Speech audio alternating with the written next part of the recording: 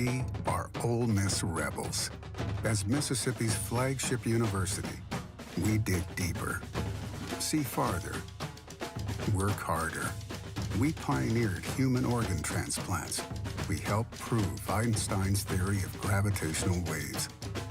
We are conducting life-changing research that solves the problems of today. We are Ole Miss, transforming lives and the world. Hey, welcome to the POMcast with Stephen Willis. We're going to start in a few minutes, but I want to tell you to hit up our social sites, retweet, share, comment, like, do all of that stuff. It can only help us out and it'll make the show even better. But we're getting ready to give you a lot of good Ole Miss information, and I just thought I would tell you that because the POMcast is starting. Well, it's starting right now. Wait, no, that's a little early. It is starting right about now. All right, good morning. Welcome to the show on this Wednesday morning. It's Wednesday, right? Anyway, I'm your host, Stephen Willis. This is the POMcast. Thank you very much for joining us today. I think today is Wednesday, I believe. I believe today is Wednesday. Man, I am messed up on my day. So either way, have a great day. Hope everybody is doing well. As always, the chat is open. Comment on the live stream. It will appear here. All the bot magic will distribute it everywhere it needs to be distributed. It doesn't matter if you comment on Facebook, Twitch, Twitter, or YouTube. So, getting started today, I want to talk to everybody and get everybody good to go because I want to tell you about Travel and Cruise World. That's 1-800-330-7461. Travel and Cruise World, 1-800-330-7461. Basically, what I'm trying to do with these guys is to give you guys a resource down here. Everybody needs a vacation. If you're going to the parks, all the different rules and companies can really mess up your vacation. This is going to tell you on the ground, they can get you the same prices on the website. The parks actually pay those guys, and you have a resource on the ground to explain what's going on. So it's pretty cool. Travel and Cruise World, 1-800-330-7461, travelandcruiseworld.com. Also, I want to tell you about bookatailgate.com. Bookatailgate.com. It is a tailgating services that has single game and all the season packages. They can store your tailgating equipment. They can rent you what you need. You get a TV at the tailgate. You can even have your catering picked up and delivered as well. So they can all set you up. That's bookatailgate.com. That is 662-701-1177. They'll take care of you. They really will take care of you. So I also want to tell you about La Terrain watches. They're the official watch of Positively Ole Miss. And basically, if you go to their website, pick out a watch, it's very stylish things. Enter at checkout the promo code POMcast, POMcast, and you will have a nice watch. We'll get credit for it, and everything will be great. So if you could do that for me, I would appreciate it. Also, you can watch the show on Twitter at The Stephen Willis or at Old Positively. Catch us on Facebook at facebook.com/POMcast. We're on YouTube at Positively Ole Miss. Hit the bell and subscribe. You'll not only know that we're streaming, you'll know what we're streaming about. Tons of people use this notification service because their notification service is quite good. And we're on Twitch at positivelyolemiss.com. Audio-wise, we're on Google Podcasts, Apple Podcasts, Stitcher, SoundCloud, Spotify, iHeartRadio, TuneIn Radio, and Pandora to go along with Amazon Music and Audible. I forget that from time to time. But if you do the audio route, leave us a review. Just a 5-star review. Doesn't matter really what you say. Just a 5-star review. We'll appreciate it greatly. The show is growing by leaps and bounds. Thank you very much for tuning in, those that are listening. And I expect this thing to grow even more in the future. I mean, we don't have a built-in thing. Oh, by the way, Jalen White committed to Ole Miss minutes ago. He is the slash type player from Parkview, Magnet, and Little Rock, Arkansas. He committed to Ole Miss just seconds ago. Actually, before we get started, I will, believe it or not, I was kind of prepared for this. I will play a little bit of video. Remember, when you watch this video, he's not going to line up at quarterback, but most of his highlights are at quarterback because hands on the ball plenty of times. So, if you look at him out there playing quarterback, this is a guy that right now is 6'3", 200 pounds. Like I said, he's from Parkview High School in Little Rock, Arkansas. He's an athletic kid. He's a sideline-to-sideline kid. Now, in this 3-2-6 defense that we are running, there are basically homes for slash type players. If he, for some reason, doesn't grow into 230 pounds or that much weight causes him to lose a step, you can play at 215, 220 out on the outside as one of those slash defensive back roles that typically Jacob Springer and Otis Reese play. And in doing that, you can just really expand what the defense is doing. So the purpose of this and the way they play, the three safety defense, I don't think he's going to be the whole defender. I think he's going to be kind of a box defender in this defense because he has the athletic ability to do it. I don't know how physical he is. I haven't seen it. But he plays free safety and quarterback at Parkview. And whenever you deal with that, you end up with a player that is obviously the best player in your team. He plays quarterback and free safety. He's captaining both sides. So you get a linebacker type player. I'm going to say type players because he could grow into a linebacker. At worst, he will be a box safety in this 3-2-6 lineup. But he has the processing ability of a quarterback. He has great wheels. He's a genuine 4.5 guy. Great length, 6'3". So you can see how on the back end of this defense he could be a weapon for this team, even though he might not have the star rankings whenever they're trying. I mean, we've explained this several times. They're ranking to 1 or 2 systems, but in reality there are 100 systems. And us playing the 3-2-6, those two safeties, that provides homes for these tweener type players that fit us like a glove, that would struggle at Alabama and Georgia or even Mississippi State because they want and expect to do different things. So, Jalen White committed to Ole Miss. Good pickup for the Rebs. Very happy about that. We're going to have a commit spotlight. We're going to do that as well probably this week on this kid. So you just basically heard it anyway. So we'll start there. Big show today. We're going to take our first look at Alabama. We are going to... I didn't even put that in there. We are going to go over our presser highlights that I'm loading right now, so bear with me on that one. And we're going to do a little bit of a breakdown of a particular part of the Alabama offense. Let's see. Just bear with me. Sorry about this.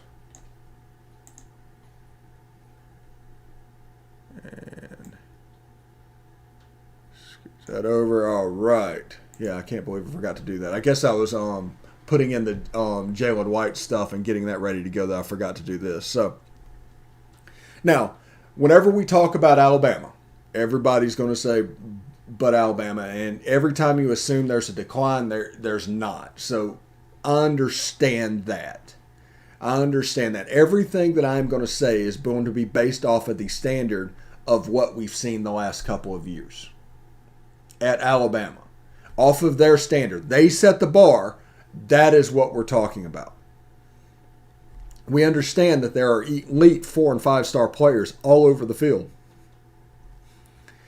Elite athletes that are extremely physical, that are well-schooled. We get all of that. We understand that. Now, looking at this team does not look nearly as explosive as the team that Tua had or even Mac Jones last year. Last year had 2 first-round picks. The year before had 2 other first-round picks. So the year before they had 4 first-round picks on the outside. Najee Harris in the backfield. Tua and Mac Jones at quarterback. Now, we're not saying that Bryce Young is a bad quarterback. We are not saying that these receivers aren't extremely talented. We are not saying that Brian Robinson and those guys can't tote the mail. We're not saying that at all. This is going to be a tough test, and this is going to be an absolute war. Ole Miss saying that Ole Miss can win the game does not equate to Alabama being a scrub team. Nobody is saying that. Nobody at all. This Alabama team is not as good as previous Alabama teams. Now, so if the top of the SEC has gone down, Alabama has gotten a little bit worse than they were last year, and Ole Miss has improved over last year from the last time Alabama played, common sense would tell you that this is going to be a good game. A lot of what Florida did and had great success with, Ole Miss also does. It's a part of modern offense, and it's the reason the defenses are in such a bind.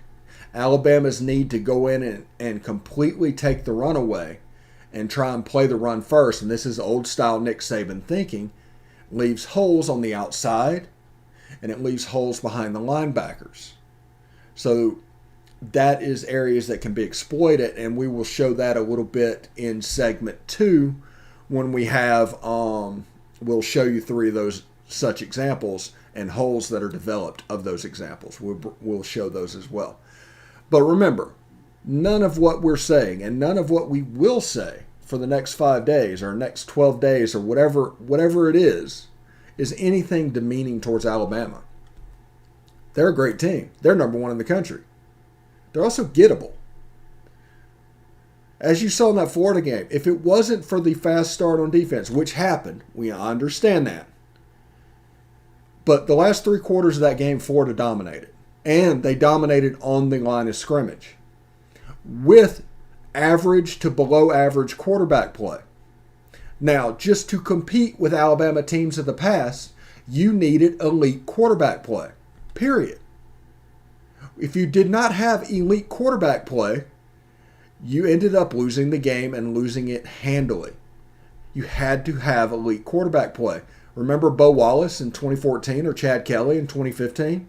You remember the game that Steven Garcia had in 2009? I get that was a different time, the Cam Newton comeback game. Johnny Manziel and Bryant Denny. The players that are remembered for those games are the quarterbacks because the quarterbacks had to show out. Now, who was the offensive star for Florida? The offensive line? Maybe. And even though, since they were able to run the ball so effectively, the passing game opened way up to their space all over the field. And Henry To'oTo'o did not have his best game at linebacker. And whoever number 20 is was getting picked on by Florida. Florida was just counting numbers on the outside, trying to overload and outflank the defense several times. It was 3 offensive players against 2 defensive players. And those 2 players in man coverage, and a big play opened up for the Florida receiver. Behind the linebacker, aggressively playing the run, the space opens up behind the linebacker and the safety. That little space. And when the safety closes up, they're exposed to the deep ball. This is a very, very real thing that people need to pay attention to, because I don't know if it's getting much run at the moment. And I understand that. I understand everybody is going to give them the benefit of the doubt. Everybody is going to get them a lot of rope. But I told you in the preseason to expect a slow start to this Alabama team. I told you all of this was possible before the season even started, because Bryce Young did not play at quarterback as much as previous backup quarterbacks played. And that was because he's not ready. He wasn't ready at that point. I think in this pro-style system where they're taking his legs away and throwing the football, it limits him. Now, if they open it up, that's going to open him up to injury potentially because he's a very slight person on that side of the ball. But, I mean, it's kind of interesting.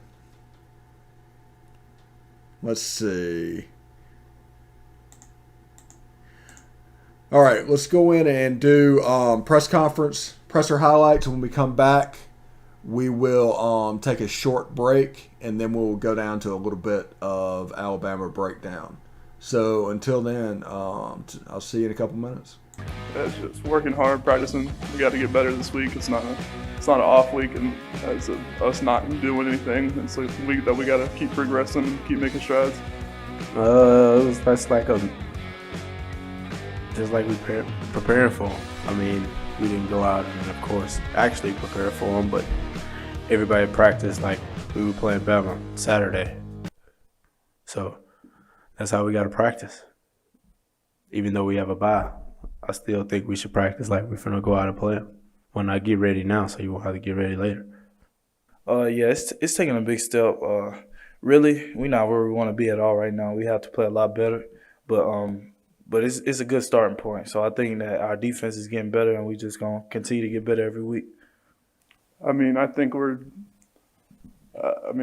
doing well, but there's so much that we need to fix and work on. I think we're not where we need to be, but I think we're playing well.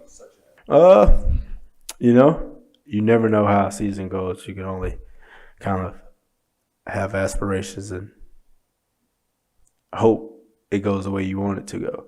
But this is life, so therefore everything is not going to go your way. So therefore, I feel like on my part I've been slacking a little bit, and so over these next couple of weeks I gotta go out and make a strong impression. It's really surprising me as a whole defense how well we playing right now. Everybody doing their assignment. We assignment sound, man, and we trusting each other. So, really I say the whole defense as a whole, man. Everybody accepting their role, man, and we just playing good football right now. I guess we're going to do some Alabama prep, but a lot of it is just going to be us trying to fix the little things and fix like communication problems, everything that we need to. It is a big difference from when I first got here. I would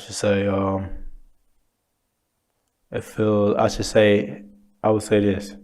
Not saying that with the old coaching staff that football wasn't as important. With this football staff, it's very highly different, very, very different. Football is very important, and we have a team and we have the right systems in place offensively and defensively to go out and showcase our ability to the best of our ability. So that's probably the biggest difference. And the preparation. I feel like we're a lot better prepared now than when I was my freshman year. So we got after it today. As a defense, we have to practice a lot better than we did today. But, we just trying to focus on getting better right now. We back to the basics. So, it was a pretty tough practice today, but that's what we need. Are you focusing on Alabama? No, we're focusing on ourselves right now. So, we got to get better first, and then we'll worry about Alabama. They're all coming along. Reese is looking really good, I think. Tobias is making the stride. Cedric is looking really, really good. I evaluate it like this. I don't believe there's anybody that can beat us but ourselves. So if we go out there and don't beat ourselves, then we're in good shape. It's coming along really well. Chance Campbell is a great linebacker. He's really smart. We communicate very well. Chance is a next level linebacker, man. He's legit. I'm glad that we got him. It's just working hard, practicing. We got to get better this week. It's not an off week, and as a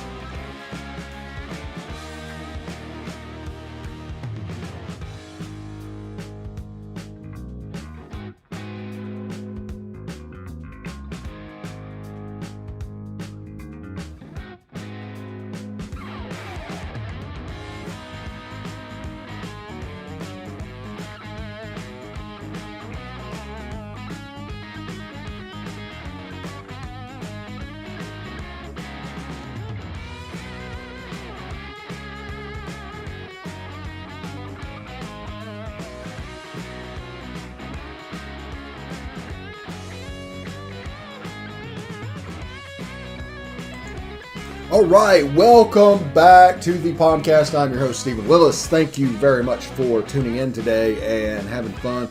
A little bit of a rough thing, trying to go back and forth. Had kind of a busy morning this morning. I had the pest control guy come by, and I had to go down to check on Jeb's house and everything going down before the show. And this week has not been as clean as it needs to be.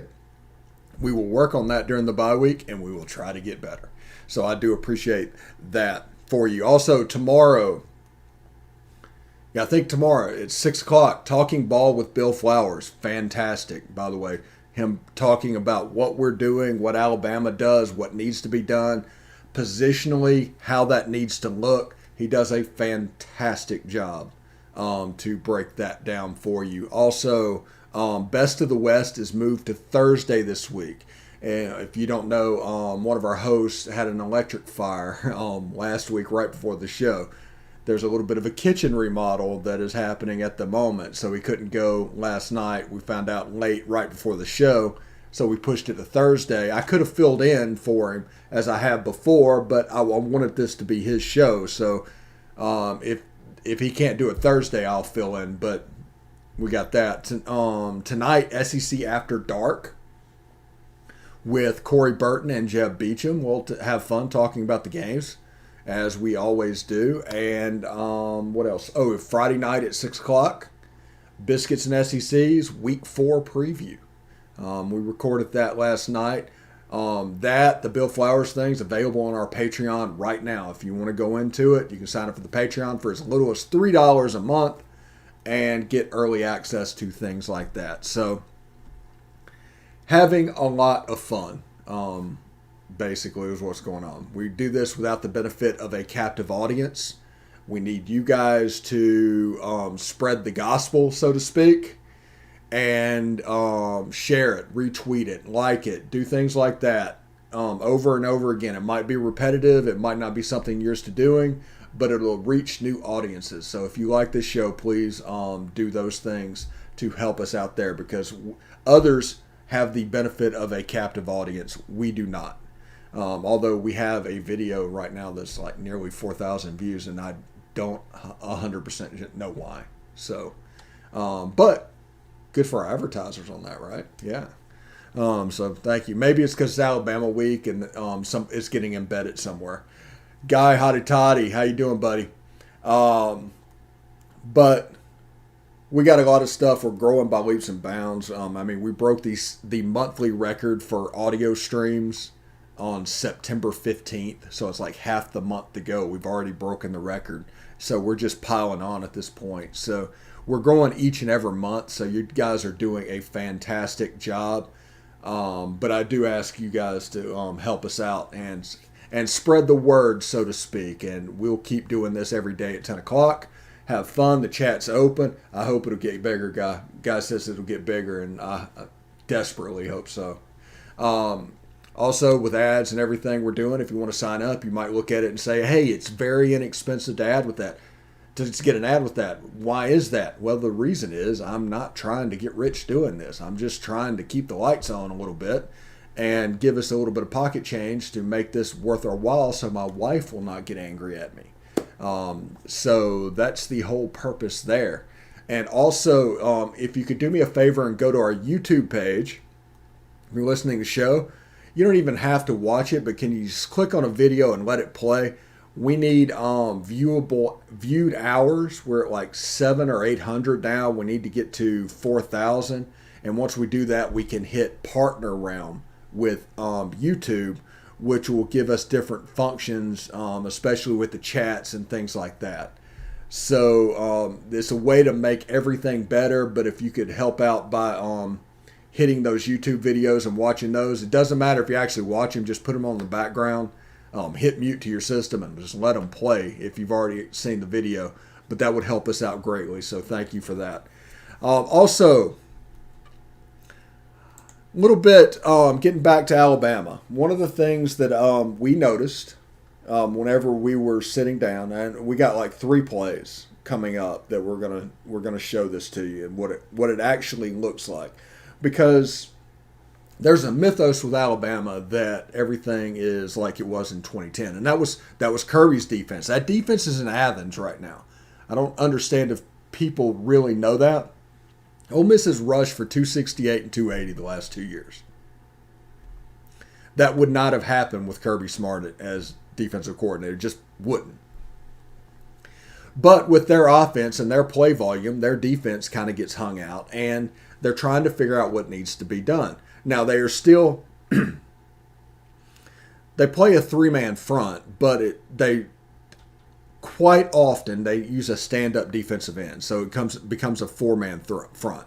So in these plays that I'm about to show you, you're going to see them in the regular defense, and the last one is the equivalent, the Alabama equivalent of the drop 8, what they do, and how they handle it, and how they might try to take away Dontario Drummond, and it might open up another slot receiver.